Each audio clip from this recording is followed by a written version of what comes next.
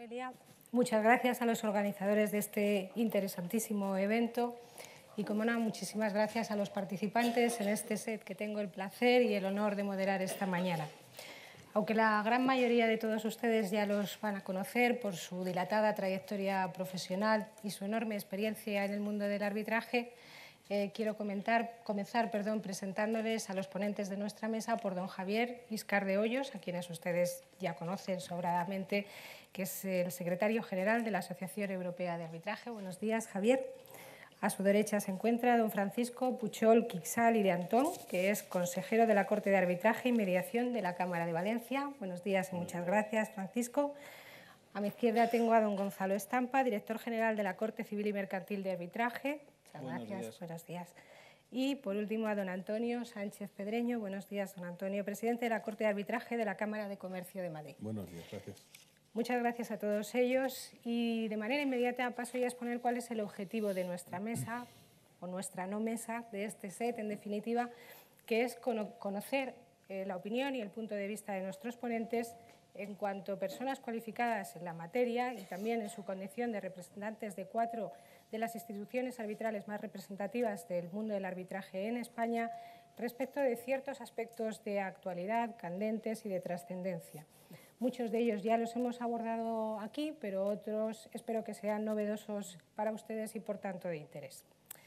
Para ello, como ha explicado Noelia, nuestros ponentes van a disponer de un tiempo limitado de 59 segundos. Transcurrido este plazo breve de tiempo, pero seguro que muy intenso, se cortará su intervención. Por lo tanto, estoy segura que van a condensar al máximo sus respuestas, extrayendo el mayor fruto de ellas. Pues dicho esto, la primera de las preguntas que voy a realizar esta mañana quisiera realizársela, con el permiso de los ponentes aquí presentes, a todos los asistentes esta mañana a este foro. La pregunta es aparentemente sencilla, pero estoy segura que a estas alturas todos somos capaces de comprender que tiene una mayor trascendencia y una mayor complejidad de lo que las propias palabras que integran esta pregunta encierran en sí. La pregunta que quiero dirigirles y que quiero, por favor, respondan en ese plazo breve de 15 segundos es la siguiente. ¿Creen ustedes que el arbitraje es un sistema fiable de solución de controversias? En caso de que estén de acuerdo, que piensen que sí que lo es, por favor, pulsen el botón 1 y en caso de que consideren que no lo es, les agradecería que pulsen el botón número 2.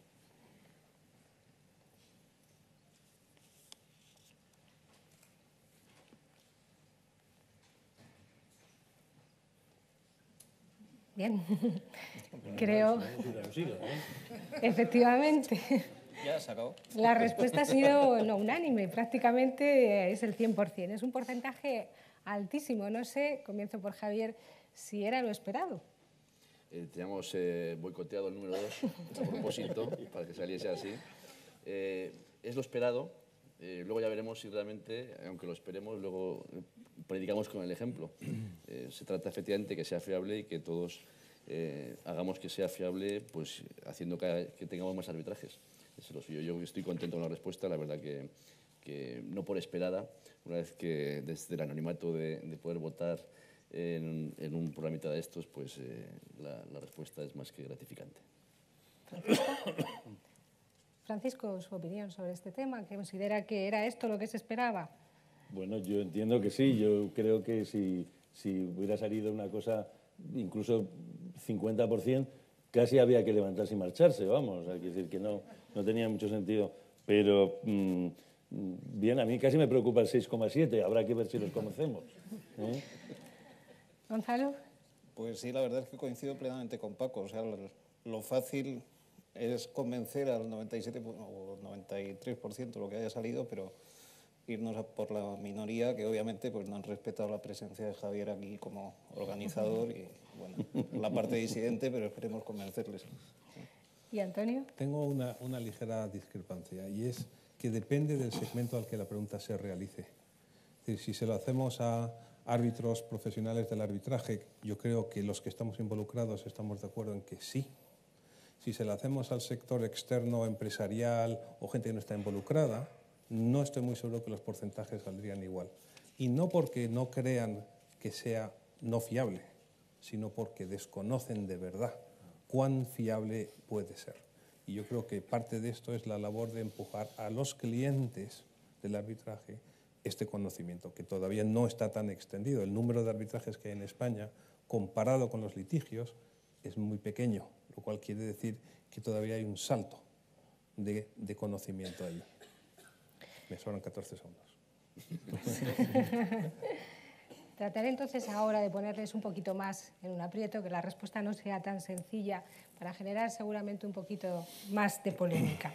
Voy a abordar ahora una cuestión, un aspecto que desde mi punto de vista es ciertamente relevante, y es el referido a las medidas cautelares y a la figura del llamado árbitro de emergencia. Me gustaría saber su opinión al respecto de qué ventajas presenta la figura del árbitro de emergencia frente a una solicitud de medida cautelar ante la jurisdicción ordinaria. Por seguir con el orden establecido anteriormente, por lo menos en esta ocasión. Javier. Bueno, aquí también me van a sobrar 14 o más segundos. Yo no sé si el planteamiento es qué se prefiere o qué utilizaría antes, árbitro de emergencia o medida cautelar, tiene sus similitudes. Sí que es verdad que, en mi opinión, todavía no estamos preparados, al menos en España, para digerir la figura del árbitro de emergencia. Creo que es pronto, aunque sí que me parece muy bien que distintas instituciones lo tengan como opción. Creo que es una opción válida en la medida en que puede dar una solución rápida, costosa pero rápida, a un problema determinado. Y creo que aún queda por saber si las medidas cautelares se están adoptando por los árbitros de una forma natural, y si los jueces, cuando se adoptan por los jueces y los elegidos, aunque haya cláusula arbitral, se está haciendo también de forma habitual y natural. Yo creo que todavía es pronto para ver que las medidas cautelares me han cortado el tiempo, yo creo ya. Eso por enrollarme. Bueno, seguro que en la próxima somos capaces Pero no de sé, ir no se apaga, acotando qué bien. más. A la siguiente ya sé que no se apaga. Aquí algo falla, está claro. Bueno, será solo conmigo, ¿eh? Los demás de la mesa. No. Francisco. Bueno, vamos a ver cómo me adapto yo a los 59 segundos. Primero, yo vengo de pueblo, y yo vengo de Valencia y represento una cámara que es de la Corte, de la Cámara de Comercio de Valencia. Bueno, nosotros en su momento sí que incorporamos la figura del árbitro de urgencia, y la incorporamos porque la experiencia, sobre todo de colaboración con la Feria de Valencia, nos indujo a incorporar este tipo de arbitraje. Y yo creo que ha dado sus resultados. O sea, es decir, evidentemente, los números de los arbitrajes son siempre muy limitados, ¿no? Como cualquier corte. Pero en los arbitrajes para las ferias y sobre todo para cosas muy especializadas, un árbitro de emergencia puede tomar inmediatamente unas resoluciones que de otra manera, y sobre todo teniendo en cuenta que la Feria de Valencia está en un pueblo que se llama Paterna, Paterna, donde todavía los juzgados son mixtos, claro, en fin, los tiempos, cero. Son distintos, son distintos. Gonzalo. Pues mira, te lo digo desde dos puntos de vista. Uno como práctico, es decir, yo como abogado en junio del 99 conseguimos el primer auto de medidas cautelares en apoyo de los arbitrajes en París. Como era un tercero el objeto de esa medida cautelar, se solicitó judicialmente el juzgado de primera instancia, 69 está publicado, con lo cual se puede decir. Entonces yo creo que la diferencia básica es el objeto de esa medida cautelar. Es decir, si esa medida va a afectar a terceros ajenos al procedimiento, hay que irse a la vía judicial siempre.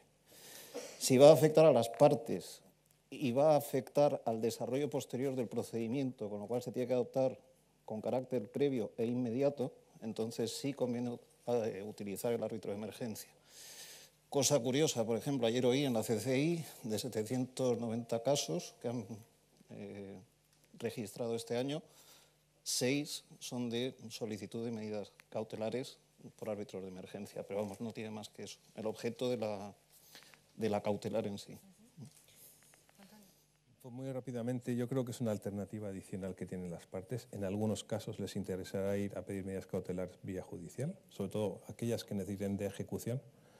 Aquellas en las que no, puedes ir al árbitro y tienes la gran ventaja de que tendrás probablemente una persona que esté más rápidamente involucrada probablemente en el área de discusión, con lo cual eso tiene ventajas. En la Corte de Arbitraje de Madrid metimos esta figura hace 3 meses. Yo tenía mis dudas de si iba a ser útil o no iba a ser útil y hemos tenido 2 solicitudes de arbitraje de emergencia. En una se tomaron las medidas y se cumplieron voluntariamente y en la otra, en medio del proceso muy acelerado, las partes llegaron a un acuerdo para no tener que tener una medida cautelar, con lo cual el resultado es, yo creo que muy positivo. Es un instrumento más que determinan los abogados qué les interesa mejor en cada caso. Y enlazando con lo que acabas de decir, ¿qué ocurre cuando esa medida acordada por el árbitro de emergencia no se cumple voluntariamente? ¿Plantea problemas su ejecución? ¿Empiezo yo? Sí, sí. La verdad es que nosotros no tenemos, precisamente por la novedad de la figura, experiencia a ese respecto. Yo me gustaría anticipar que no debe haber problemas de ejecución, pero habrá que ir a ejecutarlo en el órgano judicial correspondiente. La ventaja que tenemos en Madrid es que tenemos por lo menos todo concentrado en un único juzgado, lo cual está muy bien porque genera mucha concentración de conocimiento. No sabes, no te la juegas a que a quien le toque, al pobre juez, pues tenga que verse y otra vez empezar a estudiarlo de nuevo, ¿no? Gonzalo, ¿crees que plantea problemas esa ejecución en caso de que no se cumpla voluntariamente la medida? Vamos a ver, tenemos el mismo problema que con la mediación. Si no lo haces bien o la otra parte no quiere cumplir, tienes 2 problemas, el que ya tenías y otro nuevo, que es la decisión. Con lo cual yo creo que no ayuda.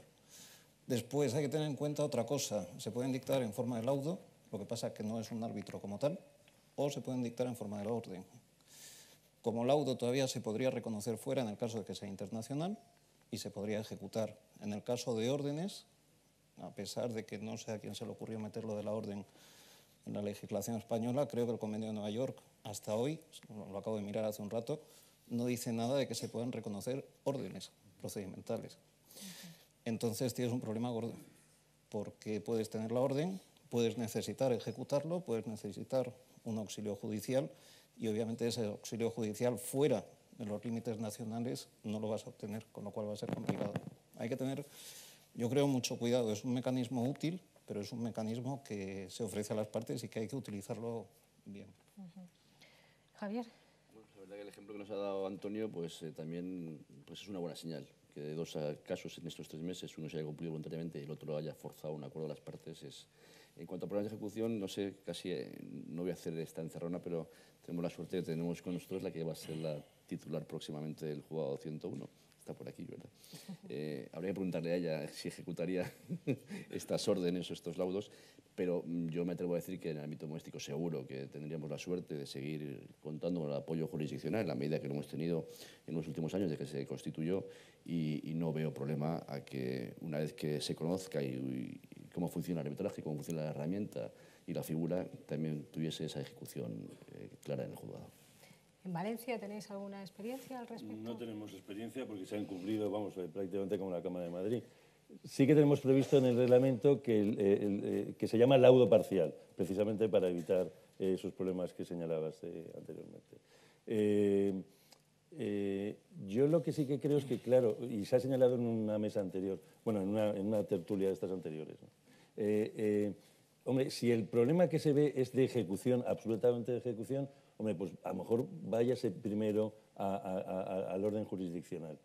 Si es un problema que no solamente es de ejecución, puede ser el arbitraje la solución. Y luego dependerá del buen hacer de la institución arbitral y desde luego del juzgado, sobre todo en Madrid, que tenéis la suerte de tener ese juzgado 101, bueno, pues de cómo se ejecute y que la rapidez con la que se ejecute. Yo estoy convencido de que uno de los trabajos importantes de los presidentes de las Cortes arbitrales es el buen entendimiento con la autoridad judicial, vamos, y por lo tanto se consigue que se haga en unos tiempos que el ad hoc no los tiene, ¿no? Habéis tocado un tema interesante y es este juzgado que tenemos en Madrid especializado, el juzgado número 101. Creo que la opinión en general es muy favorable al mismo, pero me gustaría que me confirmarais si efectivamente creéis que es una buena idea que exista un juzgado especializado en materia de arbitraje y si creéis que esta idea sería extrapolable a otros ámbitos dentro del territorio nacional o no sería necesario. Javier. Desde luego, la asistencia fue una reivindicación histórica del mundo del arbitraje. Más que la asistencia al juzgado es que luego quien sea titular de ese juzgado pues realmente conozca la herramienta y sea favorable, porque no tendría sentido tener un juzgado 101 si después el titular fuese alguien contrario a la figura del arbitraje y las funciones que tiene que hacer de apoyo al arbitraje no se hiciesen correctamente y me atrevo a decir hasta que se metiese, digamos, donde no le llaman, por decir una forma coloquial, ¿no? Trasladarlo a otras ciudades importantes donde el número de arbitraje sea elevado, yo creo que sería beneficioso, porque no Barcelona, Valencia, Bilbao, Sevilla, Málaga, pero para eso evidentemente hace falta que el juzgado tenga trabajo y que haya suficientes asuntos como para que después tenga esas funciones de apoyo.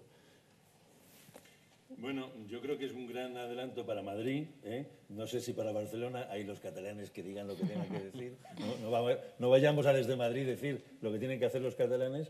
En Valencia yo creo que estamos bien como estamos, hay que decir que también tiene que haber un número mínimo, ¿no? Y el número de arbitrajes que hay en Valencia, y desde luego en Castellón no, ¿eh? O sea, hay que decir, yo creo que las cosas tienen que estar proporcionadas. En Madrid ha sido un gran instrumento y creo que es un gran instrumento. Ahora, la verdad es que, como señalabas tú antes, es una moneda que, es decir, si la relación es buena, es perfecto, pero si la relación es mala, se puede convertir. Lo que pasa es que yo creo que las instituciones arbitrales consiguen siempre que la relación, además, sea buena y luego la persona que está ahí, al tiempo al menos, comprende de qué va esto del arbitraje. Gonzalo. Pues estaba pensando, hace poco se acaba de publicar una encuesta, el resultado de una encuesta que se ha hecho en Europa, sobre todas las jurisdicciones. Y una de las cosas que resaltan es precisamente la especialización del juzgado 101. Aunque luego dicen que no se confía mucho en lo que es el resultado en sí del control judicial, ¿no? Pero bueno, eso habrá que verlo. Ahora siempre me viene a la cabeza lo mismo, lo que le preguntaban a aquel entrenador de la selección española de natación años A. Y digo, ¿usted cuántas medallas creen que van a sacar sus nadadores? Dicen, mire, con tal de que se tire a la piscina y no se ahogue, me conformo. O sea, con el juez pasa exactamente igual. Con tal de que no me toque mucho el niño y no me lo desmadeje, yo con eso suficiente. No pido más. Antonio. Yo creo que en realidad compartimos un poquito, nosotros de manera delegada, el mundo arbitral, la impartición de justicia. Y es muy importante que los órganos judiciales, que son los hermanos mayores, nos controlan, nos ayudan, nos impulsan y pueden desbaratar el procedimiento arbitral si no hay una sintonía, si no hay una comprensión, si no hay una confianza. Por lo tanto, la concentración de estas actividades en órganos judiciales específicos facilita el flujo de comunicación para que se eviten desconfianzas. Estamos teniendo, con el 101 ha ido muy bien porque ha habido mucha acumulación de conocimiento, estabilidad y predecibilidad un poco en hacia dónde va.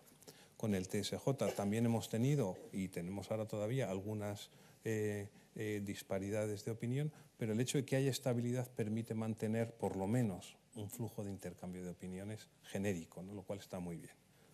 Para concluir con este bloque relativo a las medidas cautelares, hay una última cuestión que me gustaría someter a su consideración.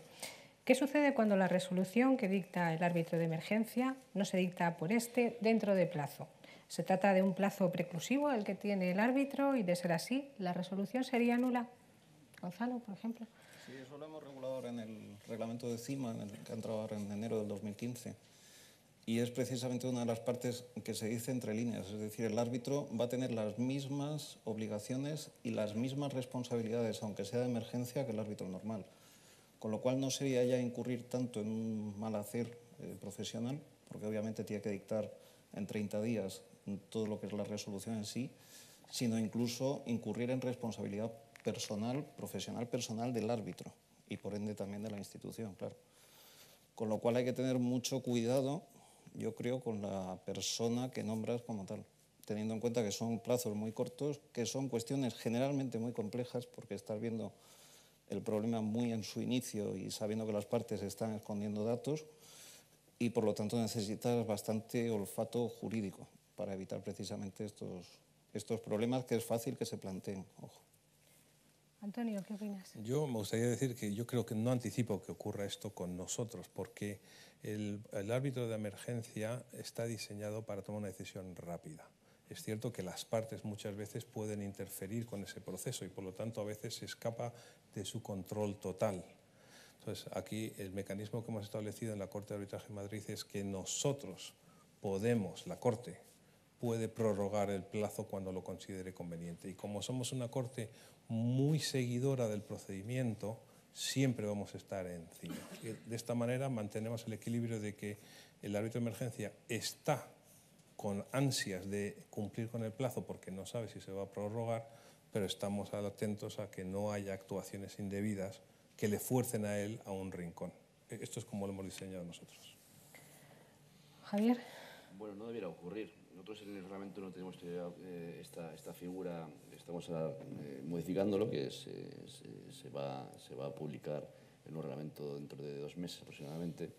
Pero sí que es verdad que esto no debiera pasar. Y yo creo que un poco en lo que decía también Gonzalo, lo peor que le puede ocurrir a un árbitro es que luego tenga esa etiqueta de que no hace las cosas como debe y cuando debe. Más que si es percusivo o no, yo creo que el tener una etiqueta de que no hago bien lo que tengo que hacer porque me han escogido para hacer una función esencial, que es dictar o bien un laudo, una orden de emergencia y no lo hace, pues yo creo que al menos en su histórico, es un lunar demasiado importante como para que eso pase. Yo creo que si sirve algo, yo creo que solo por esa razón no creo que pase nunca, además de por las razones que ha mencionado Antonio. Francisco. Bueno, yo también creo que no debe de pasar casi nunca, entre otras cosas. Nosotros tenemos un grupo de 5 árbitros solamente. Claro, evidentemente uno que pasara excesivo tiempo quedaría fuera de esa lista, ¿no? O sea, las listas son muy cortas porque son supuestos muy tasados, ¿no? Pero yo creo que el plazo, además, nosotros no se lo ponemos, también porque en ese sentido procuramos ser como la Corte de Antonio, en ese sentido de estar un poco encima. Ahora bien, si se lo pusieran las partes, o se lo pusiera, bueno, si lo pusieran las partes cambiaría, pero decir, si se lo pusiera el reglamento, yo entiendo de que no sería nulo, de la misma manera que un laudo no es nulo porque haya pasado el plazo, ¿eh? Entonces, bueno, lo de la nulidad yo no lo termino de ver claro, ¿eh? La sanción sí, la sanción desde luego. Yo además recomendaría, y muchas veces hemos recomendado, que se les ponga alguna caución especial, o sea, que se les diga, oiga, y si no cumple usted, o sea, multa, o sea, quiero decir que hay que incentivarlos. La multa. Sí, Incentiva. Como tiene ese bozarrón. Claro, se le oye. No hace falta, claro. La he visto. Javier la ha visto. Lo has comentado. Bueno, vamos a cambiar radicalmente entonces la materia, abandonamos las medidas cautelares y quiero formular a continuación una pregunta relacionada con el nombramiento de los árbitros. Se ha hablado ya a lo largo de esta mañana de este aspecto, pero me gustaría conocer su opinión como representantes destacadísimos de 4 instituciones arbitrales tan importantes como las que representan y conocer cuáles son sus criterios en concreto sobre esos requisitos que debe de reunir el buen árbitro. ¿Entienden que tiene que haber sido previamente abogado de parte? ¿Es o no necesario? ¿Antonio? Bueno, la verdad es que yo creo que hay 2 tipos de requisitos, 2 niveles. El general, que podemos hablar, es decir, ¿tiene que tener conocimientos un poco procesales de arbitraje? Probablemente sí, sensato. ¿Tiene que conocer un poco el mundo jurídico? Probablemente sí. Luego ya entras en discusiones de si quieres meter ingenieros o no ingenieros. Pero en la parte básica es, ¿sabe algo de arbitraje o no? Yo creo. Pero luego hay un nivel mucho más, para mí, mucho más importante. A la hora de elegir el árbitro, no valen todos, porque no valen todos para todos los casos. Hay que elegir el árbitro idóneo para ese caso en particular. Y en unos requerirás árbitros con una gran carga de conocimiento procesal, porque sabes que va a haber unos debates intensísimos, mientras que en otros puede que necesites árbitros que tengan una gran carga de contenido técnico, con lo cual depende. En ese sentido, ahí la institución tiene que tener un ejercicio muy cuidadoso de cómo lo elige para ese caso. Gonzalo. Encima tenemos un sistema que se ha criticado, yo creo que es bastante bueno, que es el sistema de la lista cerrada, y se ha pulido un poco, en el sentido de que antes iba por estricto orden objetivo, y ahora lo que se ha hecho es ofrecer a las partes dentro de esa lista una terna de candidatos. Entonces se les pasan ternas de 8 candidatos, descartan 3 y eligen 5. Y de ahí se elige el que coincida en valoración. Sí tenemos mucho cuidado a la hora de designar, primero no caer en amiguismos ni en falta de transparencia. Es decir, el que esté está en la lista y está en la lista por algo, porque sabe, porque tiene conocimiento y demás.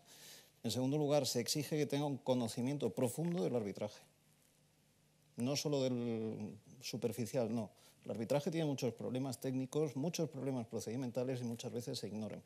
Y después el fondo de la controversia, obviamente. No todos sirven para todo, pero eso también se busca. Entonces es lo que se intenta con el sistema que he comentado, que las partes en definitiva lo elijan de gente que sabe o que son profesionales contrastados. Javier. ¿Nosotros qué hemos hecho? Nosotros hace ya pues, 8 años aproximadamente en la institución creamos la figura de los comités de expertos.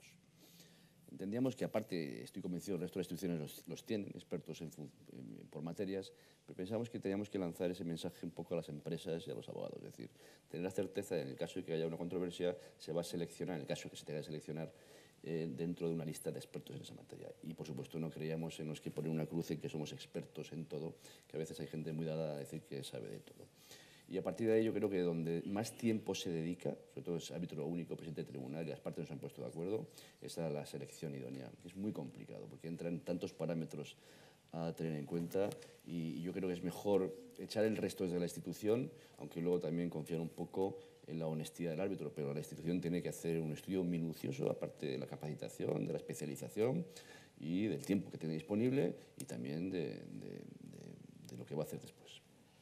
Francisco. Coincido básicamente con Antonio Sánchez Pedreño, con eso casi podría dar por terminado el tema, pero añadiré. Desde luego lo que es importante es saber de arbitraje, eso es básico, porque lo que no puede ser, hay gente, claro, se criticaba antes a los colegios de abogados. Evidentemente, en un colegio de abogados cualquiera es árbitro por ser colegiado y el colegio por la propia institución admite a todo el mundo. Eso no puede ser, porque luego hay personas que llegan y cuando son designados árbitros dicen, bueno, pero ¿yo qué tengo que hacer? Claro, no se puede ser árbitro de esa manera. No se puede ser árbitro de esa manera. Hay, por lo menos, que saber algo de arbitraje y acreditar algún conocimiento, pues haber venido a esta reunión, en fin, cualquier cosa. Pero acreditar algún conocimiento. Acreditar algún conocimiento.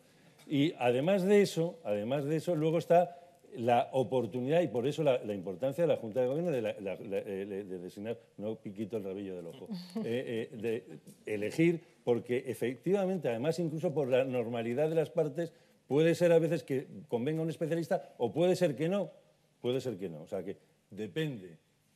Hay instituciones, como por ejemplo CPR, en las que los árbitros no saben quién les ha designado. ¿Esto sería posible en España? ¿Sería conveniente, Javier? Me han dicho, que me han contado que parece ser que te ha designado Periquito y va a ocurrir en España. El CPR, la verdad que tiene una influencia evidentemente muy anglosajona, para eso es americana, y sí que está en su reglamento la posibilidad de que el árbitro elegido por una parte no sepa qué parte la ha seleccionado, que eso es fantástico, porque además pero yo creo que en España eso es absolutamente imposible, inviable. Estoy convencido que alguna llamadita de alguien uno recibe, oye, acuérdate de que he sido yo el que a su vez te ha dicho que, bueno, muy dado a esto, es muy nuestro. ¿Estás de acuerdo, Francisco? Yo creo que lo importante no es eso, sino que es introducir una cultura sobre cómo debe de comportarse un árbitro llamado por una parte. Porque puede ser que el sistema sea que cada parte elige un árbitro y luego entre esas dos eligen un tercer árbitro. Muy bien, el sistema es perfecto. Pero ¿cómo debe de comportarse ese árbitro de parte? Ese es el debate. No sobre si le han llamado o no le han llamado, si en no sé dónde lo hacen, no sé. Porque aquí estamos en España y el sol pega en verano a 40 grados. Entonces, hay que adaptarse a la realidad de aquí. Entonces, eso es lo que habrá que educar a la gente de cómo deben de comportarse los árbitros. Y ahí tiene una importante actuación, a lo mejor el Club Español de Arbitraje o instituciones que de alguna manera regulan un poco a todos, ¿no? Antonio. Me han sobrado 16. Está obsesionado, ¿eh? Hombre, después de lo de la voz... Oye, que es muy bonita. No, ya hablaremos tú y yo. Me encandila. Sí. Antonio. Estamos solos. Yo creo, la verdad es que yo creo que está totalmente encauzado como es así. Es decir, tal vez sería idóneo ir por un sistema de esto y quitamos un poco las asperidades que tiene el tener árbitros designados de parte, tiene ventajas e inconvenientes, pero estoy de acuerdo contigo, no es viable Yo llamé hace unos meses a un amigo mío, un abogado de una compañía, diciendo, oye, alguien está proponiendo a esta persona como árbitro, o algo así era hace unos años, y él decía, pues, y sé que lo has designado, ¿tú en qué basaste? O sea, ¿qué currículum tienes? ¿Es un buen árbitro? Y me contestó, espérate a que tenga el laudo y te diré si es un buen árbitro o no. Entonces, pues para él, el buen árbitro es el que falla a su favor, cosa que es una visión totalmente errónea y que hay que trabajar, claro. Es España esto todavía. Gonzalo. A ver, no quiero parecer pedante, pero puedo serlo. Yo siempre me acuerdo de un tal Euclides que decía que a la hora de decidir olvídate de las partes. Y creo que es lo que hay que hacer. Es decir, no hay nada peor que tener la parte que te ha nombrado en tu cabeza cuando estás decidiendo, porque eso quiere decir que no vas a ser muy parcial por mucho que te tildes o te adjetives de tal, ¿no? Entonces yo creo que en ese sentido hay que tener mucho cuidado. Igual que cuando estás en un tribunal colegiado, lo peor que puedes hacer es servir de portavoz de la parte que en teoría te ha nombrado y a la cual erróneamente hay muchos que creen que se deben, ¿no? Entonces esas son dos formas de ver el arbitraje para mí bastante nocivas y que he de decir que fuera no se ve tanto, ¿eh?, como se ve aquí. Es decir, se piensa quizá de otra manera, no digo que sea mucho mejor ni mucho peor, pero la verdad es que hay un pelín más de evolución en cuanto a ese comportamiento.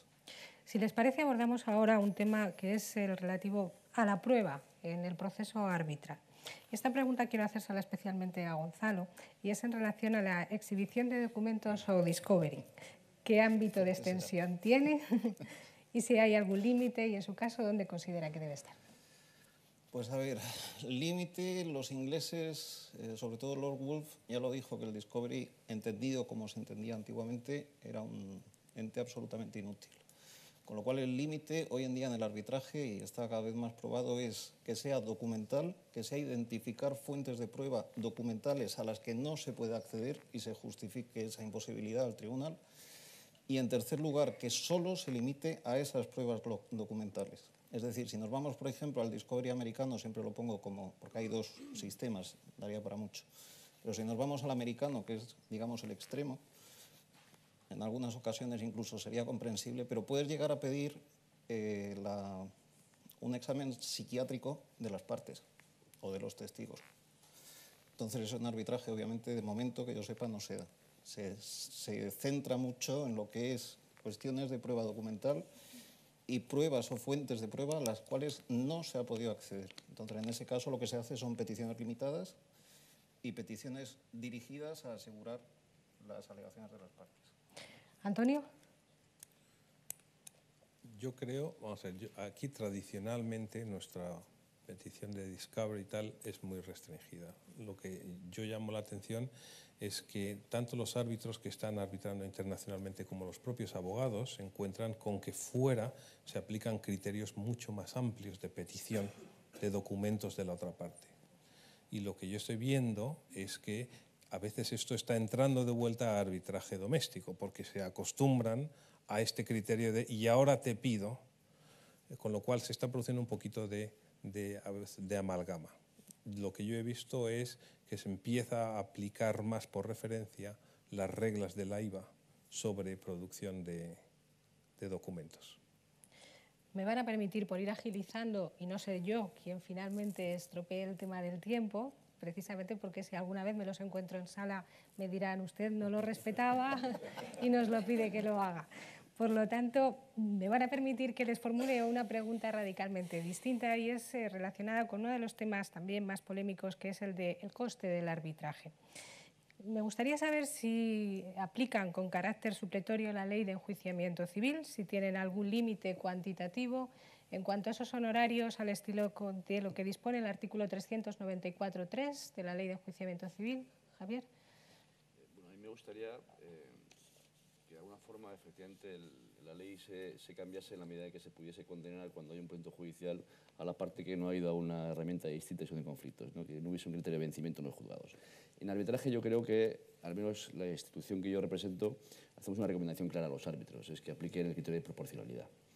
más que criterio de vencimiento. Es decir, entendemos que si hay una victoria mayoritaria en el asunto por parte del demandante, una reconvención por parte del demandado reconvencional, ¿por qué no se le puede dar esa proporción idéntica en tema de las costas? Pero es una decisión del árbitro.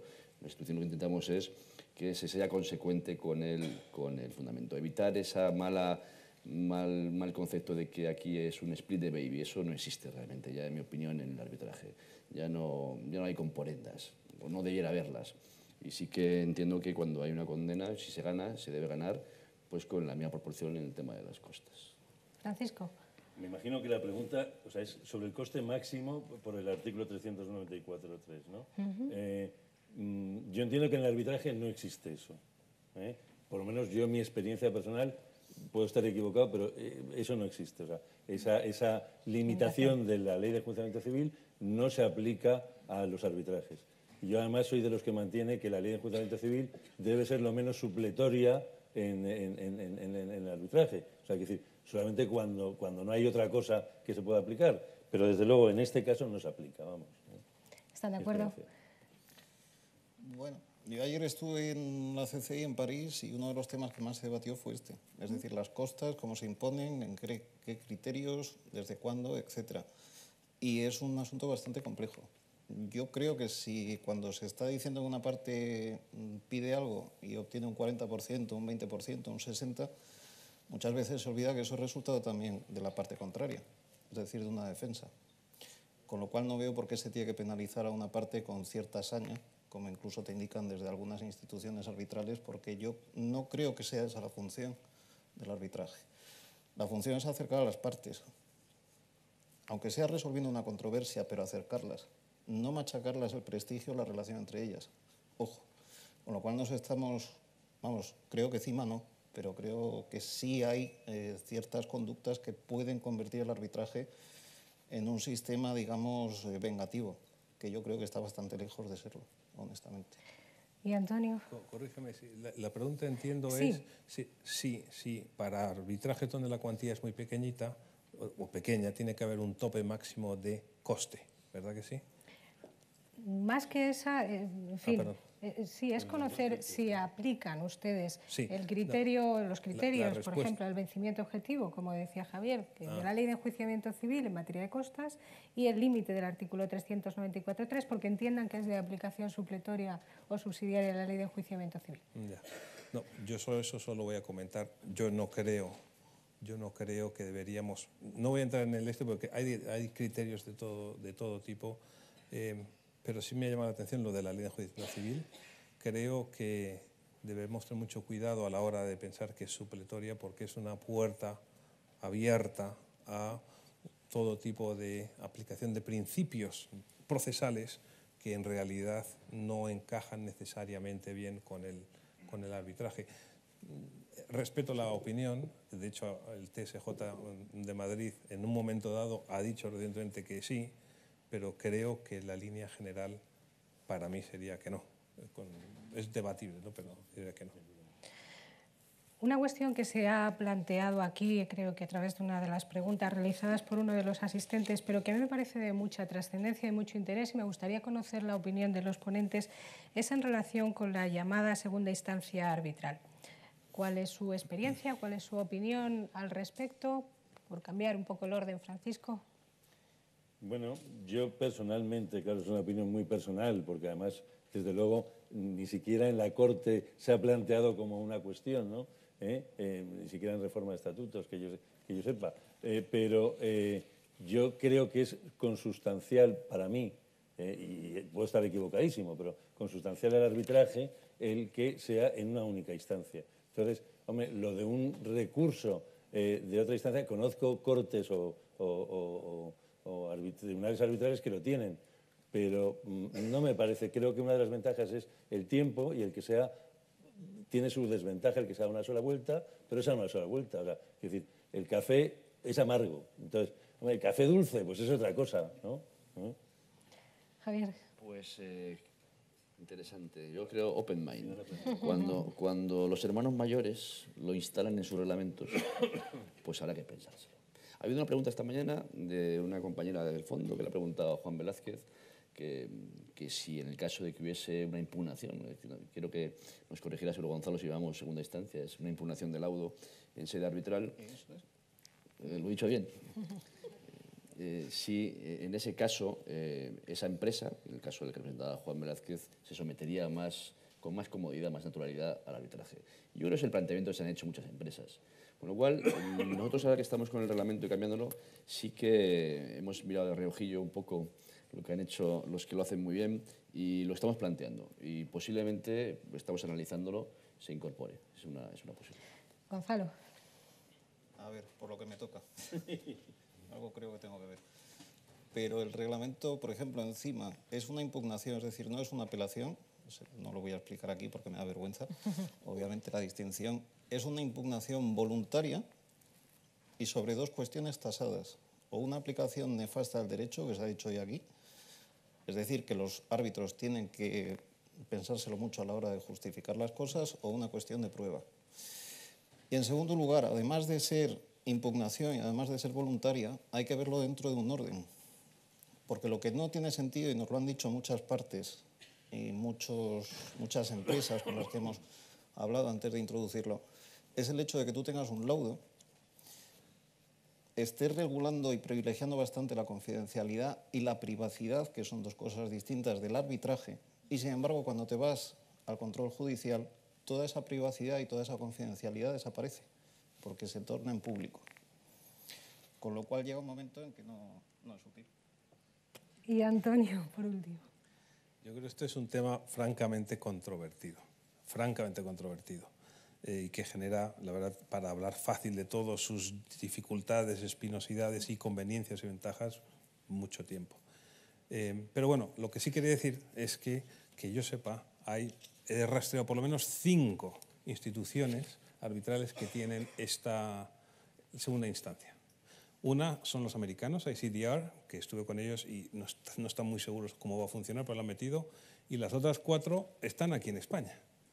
¿Quién dice que no invertamos? Está CIMA. En Israel. En Israel, pues mira, uno más. CIMA, Corte Española, el de Abogados de Valencia y la Corte Europea de Arbitraje, que también está como en castellano, no sé qué. Y cada una distinta, cada una diferente. Yo creo que esto hay que mirarlo con un poquito de cuidado, porque ahora hay una oferta en el mercado que habrá que valorar cuál interesa, cuál no, según los casos. Bien, creo que hemos respetado estupendamente los tiempos. A mí me quedan más preguntas, pero las voy a dejar en el tintero, porque como les he dicho, yo no voy a ser quien estropee, desde luego, la siguiente ponencia, que tenemos que escuchar todavía a Javier y esa comida que todos estamos deseando. Por tanto, voy a cerrar esta intervención volviendo al principio, si ustedes me lo permiten. Ahora que sabemos un poquito más del arbitraje, que conocemos la postura de nuestros ponentes y todo lo que ya hemos escuchado, no sé si las dudas que tienen son mayores, son menores, o si por el contrario se han afianzado todavía más en la pregunta inicial que hacía y que ha obtenido la respuesta tan elevadísima que todos hemos visto. ¿Siguen pensando ustedes que el arbitraje es un sistema fiable de resolución de controversias? Pues si les parece y son tan amables de votar, a ver si finalmente el porcentaje ha superado al anterior, cosa que... Como ha bajado. Estoy segura de que no. Vamos, los 4 por lo menos, desde luego que sí comemos. Nosotros no podemos votar. Tú eres moderador. Yo no. Pero los 4 con castigo. ¿Ah, sí? Tengo enchufe. Ya estás fuera de tiempo. Coño, pero ha bajado, ¿eh? ¿Ha bajado? Ha sido nada. 6,1 y era 6,7. Antes era 6,7. Hemos subido 6 puntos. Se ha Bueno. asustado porque se quedaba sin comida. Está igual. Espero que haya sido interesante todas las aportaciones de nuestros ponentes. Para mí, sin duda alguna, lo ha sido. Muchas gracias a los 4, muchas gracias a todos ustedes.